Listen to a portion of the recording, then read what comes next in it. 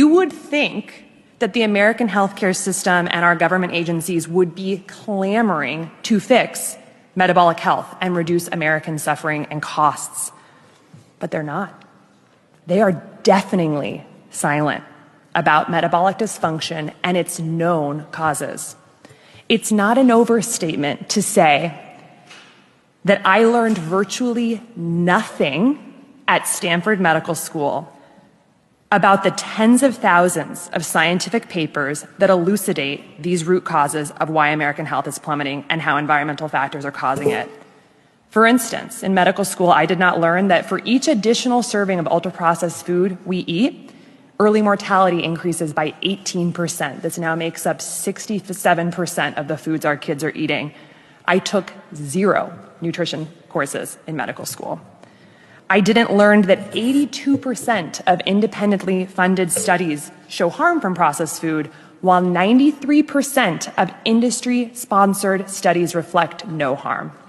In medical school, I didn't learn that 95% of the people who created the recent USDA food guidelines for America had significant conflicts of interest with the food industry. I did not learn that 1 billion pounds of synthetic pesticides are being sprayed on our food every single year. 99% of the farmland in the United States is sprayed with synthetic pesticides, many from China and Germany.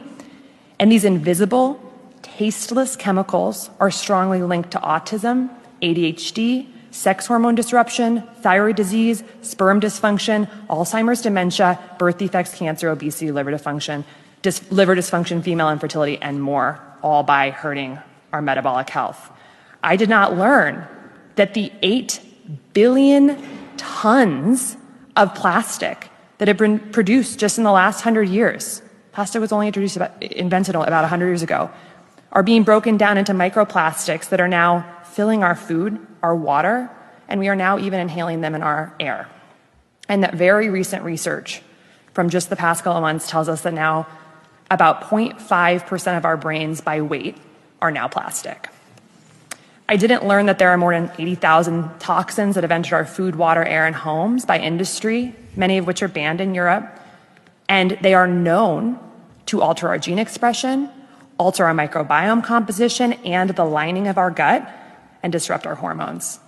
I didn't learn that heavy metals like aluminum and lead are present in our food, our baby formula, personal care products, our soil, and many of the mandated medications like vaccines, and that these metals are neurotoxic and inflammatory. I didn't learn that the average American walks a paltry 3,500 steps per day, even though we know, based on science and top journals, that simply walking 7,000 steps a day slashes by 40 to 60% our risk of Alzheimer's, dementia, type 2 diabetes, cancer, and obesity. I certainly did not learn that medical error and medications are the 3rd leading cause of death in the United States.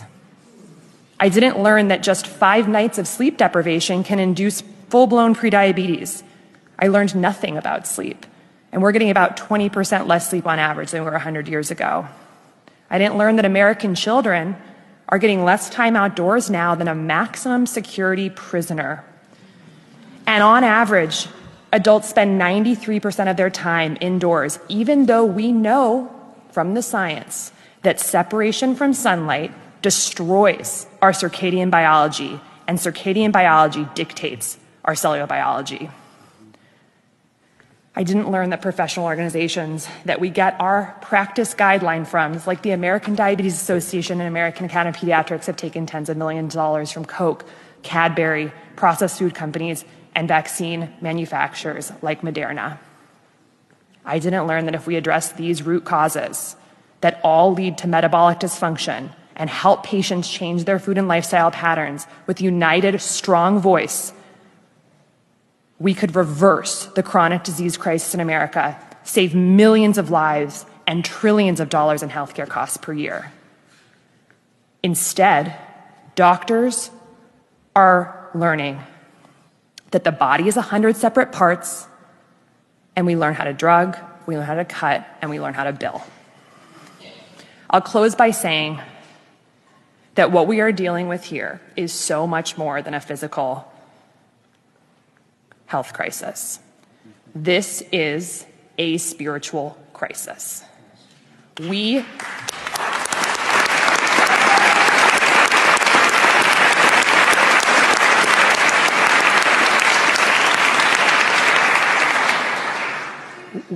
are choosing death over light. We are choosing death over life. We are choosing darkness over light for people and the planet, which are inextricably linked. We are choosing to erroneously believe that we are separate from nature and that we can continue to poison nature and then outsmart it. Our path out will be a renewed respect for the miracle of life and a renewed respect for nature. We can restore health to Americans rapidly with smart policy and courageous leadership. We need a return to courage. We need a return to common sense and intuition. We need a return to awe for the sheer miraculousness of our lives. We need all hands on deck. Thank you.